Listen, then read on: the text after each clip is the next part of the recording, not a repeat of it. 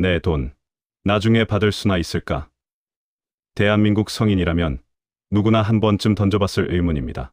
2055년 기금 고갈이라는 시한폭탄의 타이머는 오늘도 째깍거리며 돌아가고 있고, 연금 개혁이라는 단어는 정치권의 뜨거운 감자가 된 지 오래입니다.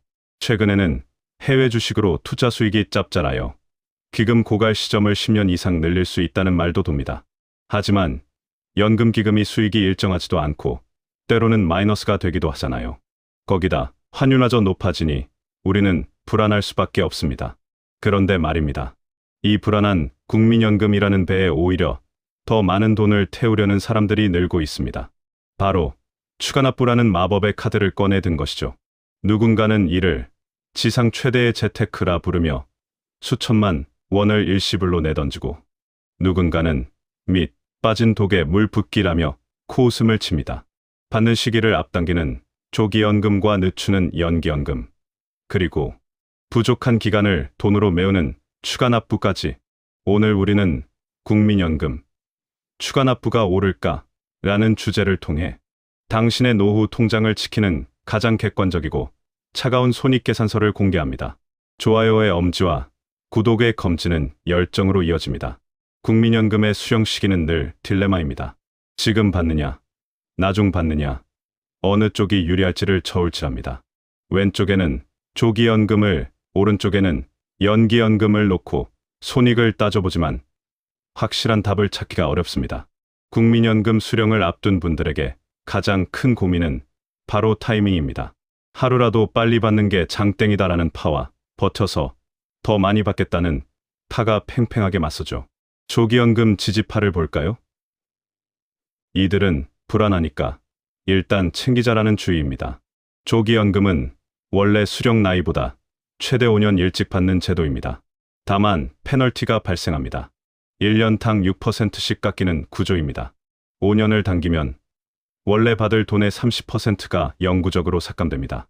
그럼 왜 조기연금을 수령할까요? 소득이 끊겨 당장 생활비가 급하거나 건강에 자신이 없어서 원금이라도 빨리 회수하자는 심리 때문입니다. 최근 기금 고갈 뉴스가 터질 때마다 조기연금 신청자는 폭증합니다. 이번에는 연기연금 지지파를 볼까요?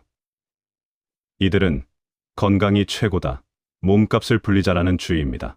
원래 수령 시기보다 최대 5년을 늦춰 받는 것입니다. 당연히 여기에는 보너스가 붙습니다. 1년당 7.2%를 더 줍니다. 5년을 늦추면 무려 36%를 평생 더 받습니다. 왜 연기연금을 수령하려고 할까요? 이 방법은 60대에도 소득이 있거나 장수할 자신이 있는 분들에게 유리합니다. 재미있는 예시를 들어보겠습니다. 65세부터 100만 원을 받을 예정인 조기 씨와 연기 씨가 있습니다. 조기 씨는 5년 일찍 연금을 수령할 예정으로 60세부터 70만 원을 받습니다. 반면에 연기 씨는 5년 늦게 수령하여 70세부터 136만 원을 받을 예정입니다. 여기서 두 사람의 손익분기점을 따져보겠습니다. 두 사람의 총 수령액이 같아지는 시점은 대략 80세 전후입니다. 즉, 80세 이상 살 수 있다면 늦게 받는 것이 압승, 그 전에 돌아가신다면 빨리 받는 것이 승리입니다. 지금부터 추가납부의 정체를 밝혀보겠습니다. 추납은 잃어버린 시간을 돈으로 산다고 보시면 됩니다. 대개 경력이 단절된 여성들, 군 복무를 마친 청년들, 과거에 실직했던 적이 있던 중년의 사람들이 여기에 해당합니다. 오늘의 핵심 주제인 추가납부는 어쩌면 국민연금 수령 예정자들에게 기회가 될 수도 있습니다. 이것은 국민연금 보험료를 내지 못했던 과거의 공백 기간을 나중에 한꺼번에 내는 제도이기 때문이지요. 대체로 사람들은 추가납부를 선호하는 경향이 있습니다. 왜 추납제도를 마법이라 부르기도 할까요? 국민연금은 가입 기간이 길수록 수령액이 기하급수적으로 늘어나는 구조입니다. 그러니 당연히 추납이 유리할 것으로 예상합니다. 추납의 작동 원리를 살펴봅시다. 예를 들어 한 여성이 과거 전업주부로 지내며 보험료를 못 냈던 10년의 기간이 있다고 칩시다. 이 10년치 보험료를 지금 내면 내 가입 기간은 10년이 늘어납니다. 이때 수익률의 비밀이 작동합니다. 국민연금은 내가 낸 돈보다 무조건 많이 받도록 설계되어 있습니다. 대체로 수익비 1.5배에서 2.5배 정도입니다. 따라서 시중은행 적금보다 훨씬 높은 수익률을 자랑하죠. 여기서 추납이 유리한 진짜 이유를 따져보겠습니다. 추가납부 보험료는 신청 당시에 내 소득을 기준으로 정해집니다. 내가 지금 소득이 낮아 최소 보험료인 약 9만 원을 낼 수 있는 상태에서 과거 10년치를 추납한다면 나는 적은 돈을 내고 가입 기간 10년을 확보하지만 나중에 연금을 받을 때는 전체 가입자 평균 소득과 연동되어 훨씬 큰 금액을 돌려받게 됩니다. 이런 마법 덕분에 나중에 나라에 돈 없어서 못 받으면 어떡해? 라는 걱정에도 불구하고 작년 한 해에만 수만 명이 수천만 원을 들여 추납을 선택한 이유가 바로 이 확실한 가성비 때문입니다. 그럼 추가납부가 무조건 다다익선일까요? 세상에 공짜는 없습니다. 추가납부가 무조건 정답인 것은 아닙니다. 일반인들이 간과하는 세 가지 함정을 꼼꼼히 따져봐야 합니다. 첫 번째 함정은 건강보험료의 습격입니다. 국민연금 수령액이 늘어나는 것은 좋지만 연금 소득을 포함한 내 연간 소득이 일정 금액을 초과하면 피부양자 자격이 박탈됩니다. 현재 기준은 연 2천만 원 초과입니다. 이런 상황이 되면 자녀 밑에 들어가 건보료를 안 내던 부모님이 연금 몇십만 원 더 받으려다 매달 20에서 30만 원의 건보료를 따로 내야 하는 배보다 배꼽이 더 큰 상황이 벌어질 수 있습니다. 두 번째 함정은 세금과의 연동성을 들 수 있습니다. 연금도 소득입니다. 연금액이 커지면 종합소득세 대상이 될 수 있고 기초연금 수령 대상에서 탈락할 확률도 높아집니다. 세 번째 함정은 기회비용의 문제입니다. 추납을 위해 일시불로 낸 2천만 원이 들었는데 만약 이 돈을 미국 나스닥 ETF에 20년간 투자했다면 어땠을까요? 물론 가상의 상황이지만 잠재적 이익을 놓친 경우겠지요. 다른 비교도 있습니다.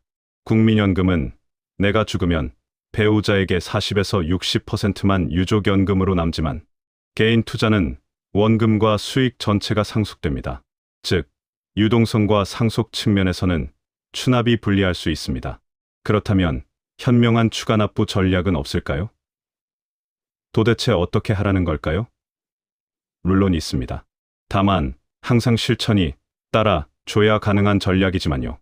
지금부터 전문가들이 권장하는 추납의 정석을 정리해 드리겠습니다. 먼저 최소 가입 기간 10년을 채워야 합니다.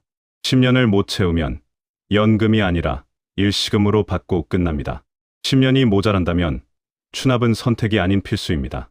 그 다음으로 가성비 구간을 찾아야 합니다.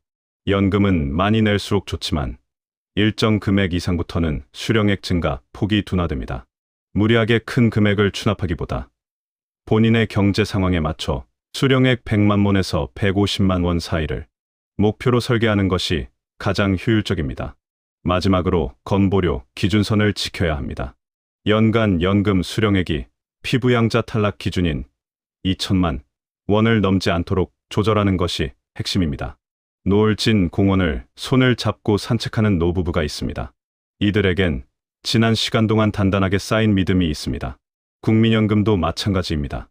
국민연금과 나 사이의 믿음이 단단해야 합니다. 그리고 그 믿음 위에서 전략을 써야 합니다. 믿음 없이 전략만 앞세우면 장기 레이스에서 먼저 나가 떨어지게 됩니다. 국민연금, 기금이 고갈된다는 말은 국가가 망하지 않는 한 연금을 안 주겠다는 뜻이 아닙니다. 방식이 바뀔 뿐이죠. 결국 추가납부는 국가가 제공하는 가장 강력한 복지 혜택을 온전히 누릴 것인가, 아니면 내 자산을 내가 직접 굴릴 것인가에 대한 선택의 문제입니다. 확실한 것은 아무 준비 없이 맞이하는 노후보다 연금이라는 기본 토대를 단단히 다져놓은 노후가 훨씬 더 안정적이라는 사실입니다.